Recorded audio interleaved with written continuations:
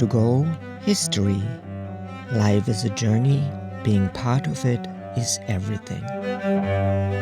Hello, my name is Jessica.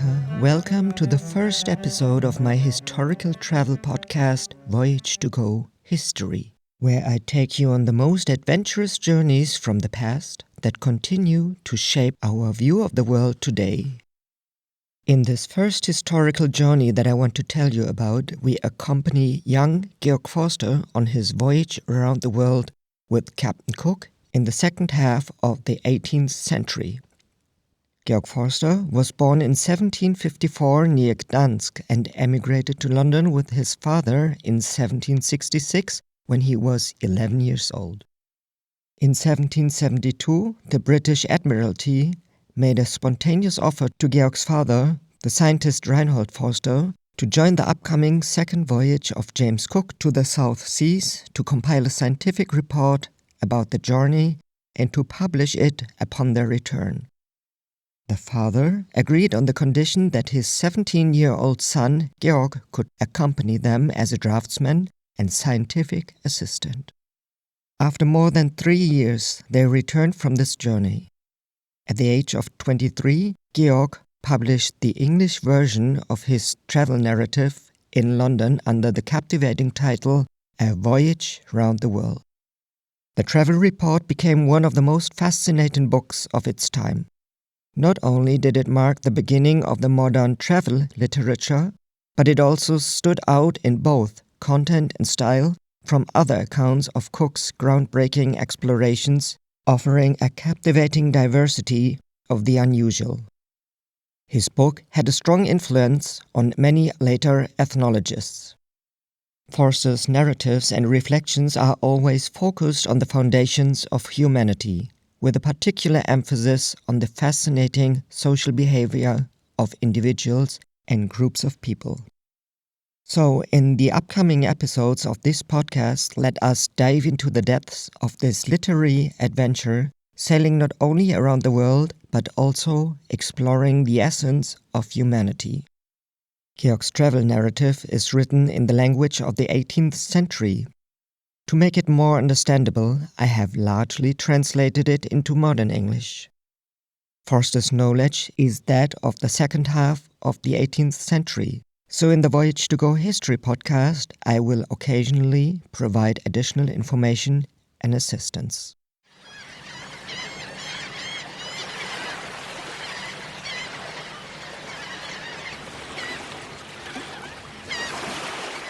July 13th, 1771, Woolwich, in the southeast of London, Kingdom of Great Britain.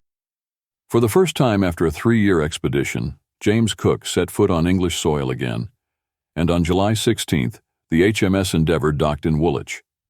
On August 14th, Cook was introduced to King George III personally by the First Lord of the Admiralty, the Earl of Sandwich, and was promoted to commander. The official mission for Cook during his first South Sea voyage, which he undertook together with Georg Forster, was to observe the transit of the planet Venus across the Sun, the Venus transit of June 3, 1769, in Tahiti, as part of an international astronomical campaign. The aim of this major project was to determine the Earth-Sun distance. Based on Kepler's third law, the distances of all other planets in the solar system could then be calculated. Additionally, James Cook received a secret order, which he could only open after completing the first part of his journey, the observation of the Venus transit. This order instructed him to explore the ocean south of the 40th southern parallel and to find the vast southern continent, or Great South Land, Terra Australis Incognita, the cartographers had speculated about. It was believed that this landmass must exist as a counterbalance to the land masses of the northern hemisphere. After returning, Cook had not found any proof of a southern continent. His competitors claimed that this southern continent must lie in areas that Cook had insufficiently explored. The British Admiralty, in light of the high-quality maps Cook had provided, saw the scientific demand for another expedition as an opportunity. 2 new ships were found, refitted, and renamed Resolution and Adventure. However, the ship from his first voyage, the Endeavour, was no longer usable. Joseph Banks, The naturalist who had accompanied Cook on his first voyage wanted to join the second one as well, but demanded extensive modifications for his research team and the intended collections. These changes led to the Resolution's seaworthiness being compromised, as revealed during a test sail, and Banks was ultimately rejected.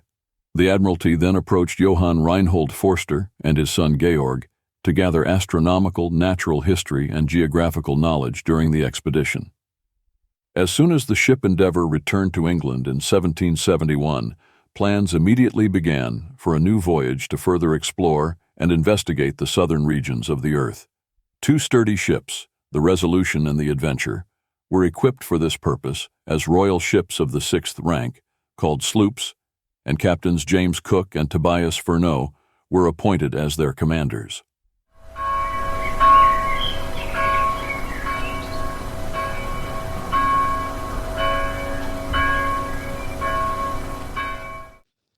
Thursday, June 11th, 1772, London.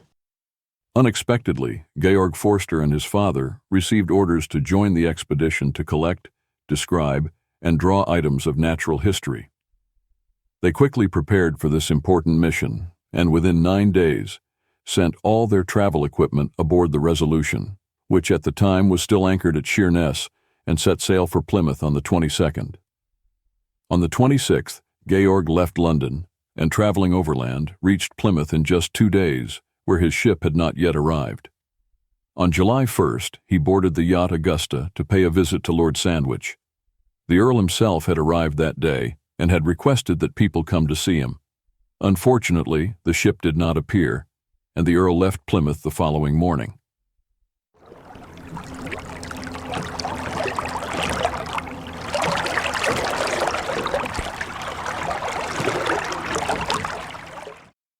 Thursday, July 3rd, 1772, Plymouth, Kingdom of Great Britain.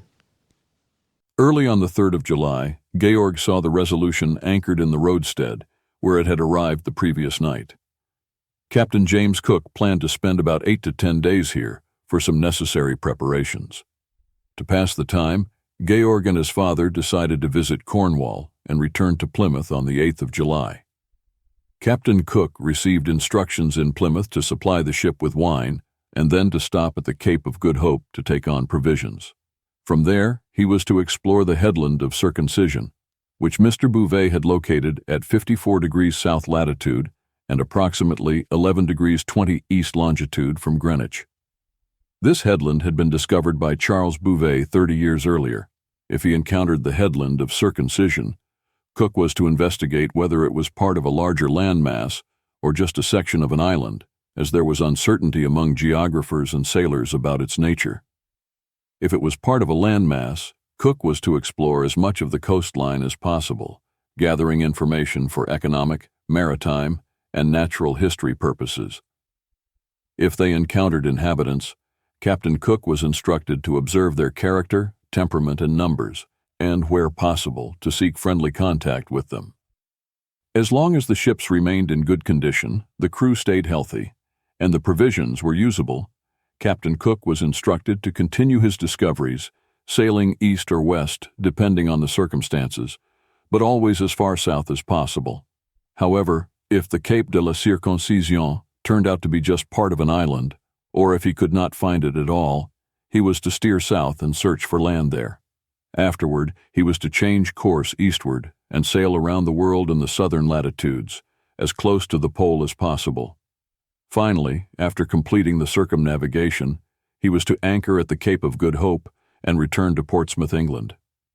Whenever the season made further stay in the polar regions too dangerous, he was to retreat northward to more familiar areas with milder climates, where his crew could rest and the ships could be repaired. In all cases not foreseen, he was to act at his own discretion. Should the Resolution unfortunately be lost, Cook was still instructed to continue the journey in the smaller ship. A copy of these instructions was shared with Captain Furneaux of the Adventure, and at the same time, Cook pointed out on the map the collection points in case the ships were separated.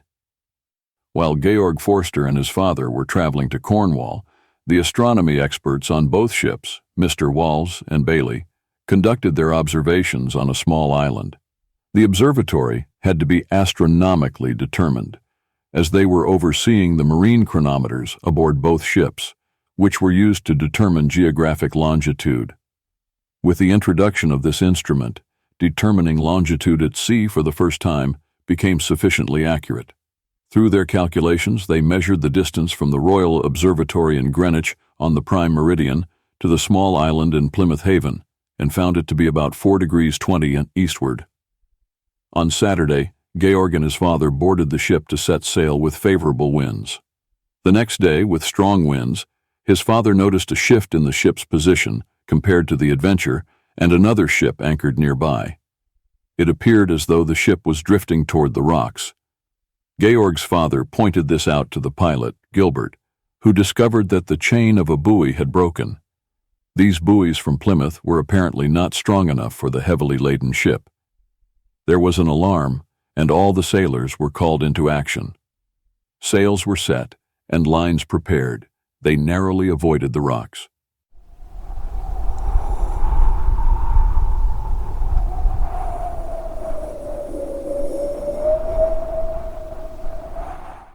Monday, July 13th, 1772, Plymouth, Kingdom of Great Britain. In the morning, the Resolution, with Georg and his father aboard, along with the Adventure, began their voyage around the world. A final glance at the fertile hills of England stirred emotional thoughts, but the brilliant beauty of the morning and the excitement of the calm sea soon took precedence. Behind them, the familiar Eddystone lighthouse disappeared, built on a rock in the middle of the sea to aid navigation. Its site is unsettling, as the solitary keepers are often cut off from the mainland for up to 3 months. The fate of Winstanley, who was buried under the rubble of a similar structure he had built on this cliff, and the swaying movement of the current lighthouse during storms and wind constantly threatened them with a quick and terrifying demise, Forster writes in his journals. The wind picked up, the waves grew stronger, and the ship began to sway. Even some of the most experienced sailors now suffered from seasickness. However, the nausea was not long-lasting for anyone, and they mostly recovered by drinking warmed red port wine with sugar and spices. On the 20th, they sighted Cape Ortegal on the Galician coast of Spain. The land in this area is mountainous, and where bare rocks are visible, they are of a whitish color. However, the mountain peaks are forested. Georg also noted some nearly ripe fields of grain and areas that appeared to be covered with heath. Everyone aboard looked at the land with such longing that it became clear, Forster writes, that man is no amphibian. On the 22nd, they sighted the lighthouse at Corunna. There was complete calm, and the sea was as still as a mirror, while cornfields, fenced properties, small villages, and noble estates adorned the hilly landscape. All of this helped to drive away the last traces of seasickness and filled them with good spirits, which would have been hard to maintain with empty stomachs and wild waves. In the evening, they spotted a small tartan not far off, which appeared to be a fishing boat from the Spanish coast. Assuming this, they lowered a boat to purchase fresh fish. The surface of the sea was dotted with thousands of small crabs, averaging only a few centimeters in size. The small ship itself was a French tartan from Marseille, about 100 tons, loaded with flour for Ferrol and Corunna. The people aboard requested fresh water, as they had been drifting for 2 months due to unfavorable winds. During this time, they had subsisted only on bread and a small amount of wine, encountering various ships, especially some Spanish warships, but no one had shown the humanity to alleviate their suffering.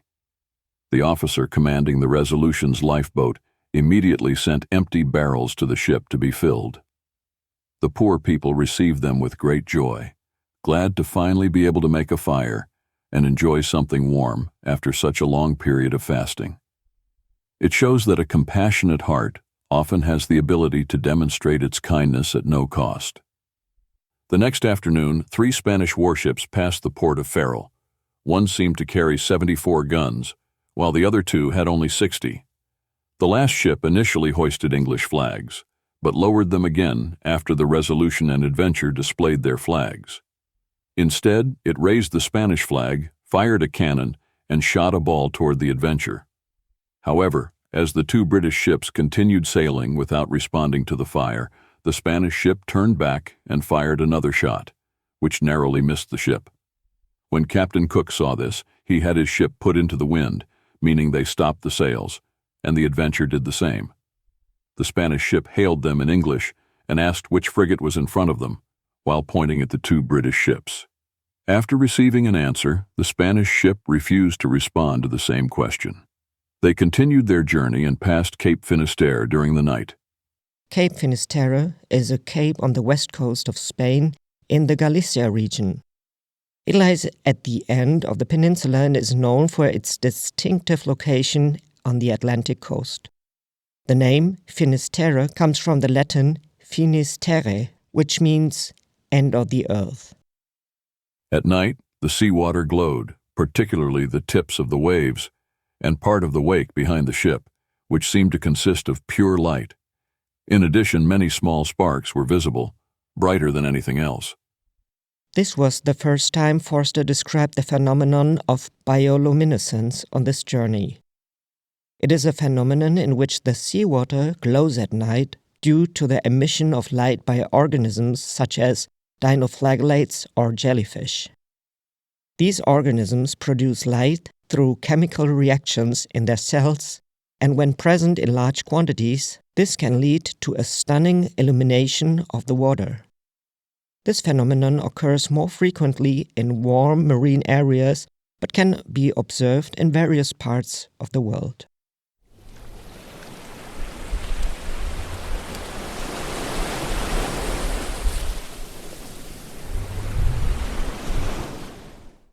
Tuesday, July 28, 1772, near Madeira, North Atlantic. At 6 a.m., they sighted the island of Porto Santo. It is about 41 kilometers long, barren, and sparsely populated. There is only one place, also called Porto Santo, located on the eastern shore in a valley. The valley is fully cultivated and seems to be filled with vineyards. Otherwise, this small island is governed by Madeira, and the population is about 700 people. Shortly after, they reached the height of Madeira and the Ilhas Desertas, which sailors refer to as the deserters. The city of Santa Cruz on Madeira was directly ahead of them at 6 p.m. In this area, the mountains stretched out with numerous deep ravines and valleys, on the ridges of which stood various country houses surrounded by cypress trees, giving the area a very romantic appearance. Since it was completely windless, they did not anchor until late in the dark night.